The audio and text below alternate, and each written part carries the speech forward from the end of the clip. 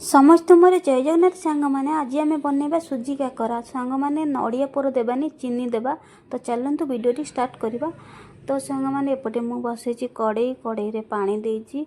तो पानी टिके गरम होगापी लगे आम चीनी ये देवा। तो मीठा आपण मैंने अधिक दे पारे कम भी दे पारे आपण मान मीठा अनुसार। तो मुझे देती तो तापर चीनी पकेला पर लुण टिके अल्प टिके देती। तो पानी तो एबे फुटिला। तो चलतु सुजी पकेबा। तो सांग मैंने सुजी पकईकी भल भाव में घाटी ने घाटिकी जंतुणी करने देखु मुझे करदे।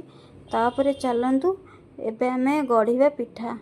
तो चलतु सांग मैंने देखु एपटे मु छोट छोट गोल गोल करके गुला करदे। देखु एपटे मु भितर चीनी देती।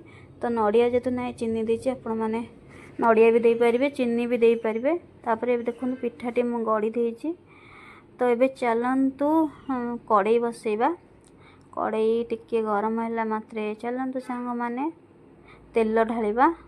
तो तेल टिके गरम होगापी लगिला। तो सांग मैंने देखु तापर एपटे आम गोटे गोटे पिठा पकेबा। देखु तो सबू जाक पिठा पकईने जहाँ जी भी कड़ई धरब। तो सांग मैंने ताकू भल भाव में उल्टेबा धीरे धीरे। ताकू गैस टा हाई देवेनी लो रे रखिए। देखो सांग मैंने तो पिठा होगापी लगिला।